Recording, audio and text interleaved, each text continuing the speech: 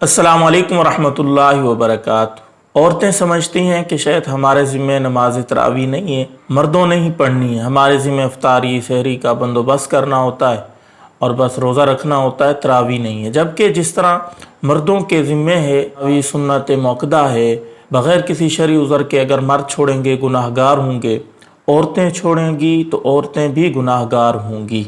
तो आज की वीडियो में इंशाअल्लाह हम मुकम्मल नमाज तरावी का तरीका बताएंगे कि औरतों ने किस तरीके से नमाज तरावी पढ़नी है, दरमियान के अंदर जो दुआ पढ़ी जाती है वो कब पढ़ी जाती है, किस तरह पढ़नी है, इसके अलावा भी कुछ पढ़ सकते हैं या नहीं, नमाज तरावी की नीयत कैसे करेंगे और कौन कौन सी सूरतें पढ़नी है कौन सी नहीं पढ़नी, ये मुकम्मल डिटेल से इंशाअल्लाह इस वीडियो में हम आपके सामने रखेंगे।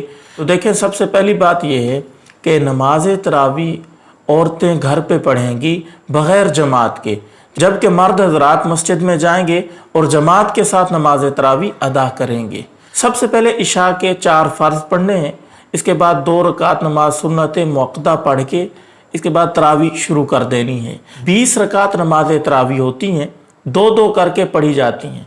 अगर कोई औरत 4 रकात इकट्ठी पढ़ लेती है, नमाज तरावी अदा हो जाएगी, लेकिन ये काम उसका अफजल और बेहतर नहीं है। अफजल और बेहतर यह है कि 2-2 रकात करके नमाज तरावी 20 रकतें पूरी की जाए। तो इस तरावी की नीयत कैसे करेंगे? नीयत दिल के इरादे का नाम है। दिल के अंदर आपने सोच लिया, वुज़ू इसलिए किया, इशा की नमाज पढ़ी, तो आपके दिल में है इरादा कि मैं अब नमाज तरावी पढ़ूंगी, तो बस यही नीयत है, ज़बान से कोई दोहराना ज़रूरी नहीं है। नमाज तरावी 20 रकात अदा करेंगे 2-2 करके, इसके बाद 3 रकात नमाज वितर पढ़े जाएंगे। अब नमाज तरावी पढ़ते हुए 2 रकात पढ़ने के बाद फिर और 2 रकात जब पढ़ेंगे तो ये 4 हो जाएंगी।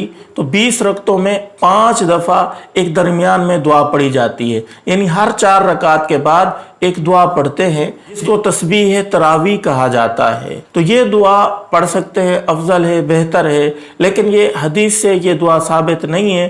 तो इसके अलावा भी कोई आप नेकी का काम 4 रकतों के बाद कर सकती हैं। सुबहान अल्लाह, अल्हम्दुलिल्लाह, अल्लाहु अकबर ये तस्बीह पढ़ सकती हैं, दुरूद शरीफ पढ़ सकती हैं, जो दुआ आसान लगे वो भी पढ़ सकती हैं। अगर ये दुआ याद कर लेंगी तो ये बहुत ही आसान है और जामे माने इसके अल्फाज जो हैं बहुत ही उम्दा हैं, ये याद कर लें तो ज़्यादा बेहतर है। सुबहान दिल मुल्की वल मलकूत, सुबहान दिल इज़्ज़ती वल आज़मती वल हैबती वल कुदरती वल किब्रियाई वल जबरूत, सुबहान अल मलिकिल हय्यिल लज़ी ला यनामु वला यमूत, सुब्बूहुन कुद्दूसुन रब्बुना व रब्बुल मलाइकति वर रूह, अल्लाहुम्मा अजिरना मिनन नार या मुजीरु या मुजीरु या मुजीर।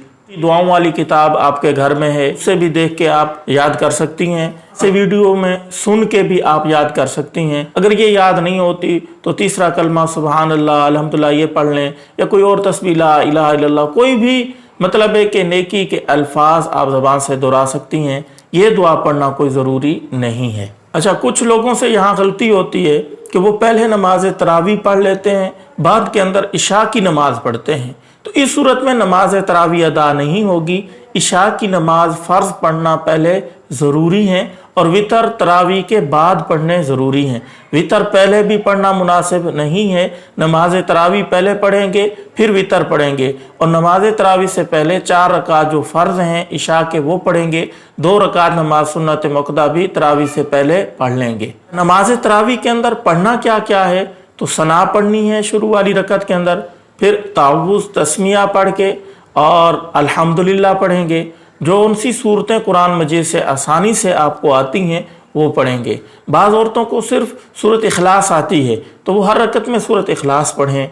कईयों को 7 सूरत कौसर भी आती है तो वो एक रकत में सूरत इखलास पढ़ लें, एक में सूरत कौसर पढ़ लें, इसी तरह पढ़ती रहें। कि कईयों को 5 सूरतें आती हैं तो वो हर रकत में वही 5 सूरतें दोहराती रहें, यानी एक रकत में एक सूरत, दूसरी में फिर दूसरी, तीसरी में तीसरी, इस तरह जब 5 मुकम्मल हो जाएं फिर शुरू से पहली से शुरू करें, पहली फिर दूसरी फिर तीसरी, इस तरह पढ़ें। कईयों को 10 सूरतें आती हैं तो हर रकत में अलग अलग सूरत पढ़ती रहें, پھر جب 10 رکعتیں ہو جائیں تو پھر شروع سے دوبارہ ایک ایک سورت پڑھتی جائیں، اس طرح دوبارہ 10 پڑھیں تو اس طرح 20 رکعتیں ہو جائیں گی۔ ہاں البتہ اس کے اندر ترتیب کا خیال رکھنا ضروری ہے، یعنی جو سورت پہلے ہے اس کو پہلی رکعت میں پڑھیں، جو بعد کے اندر ہے اس کو دوسری رکعت کے اندر پڑھیں۔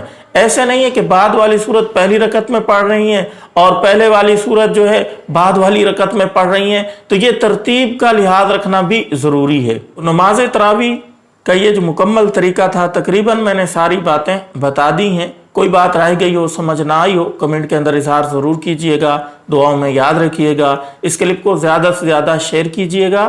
السلام علیکم ورحمۃ اللہ وبرکاتہ۔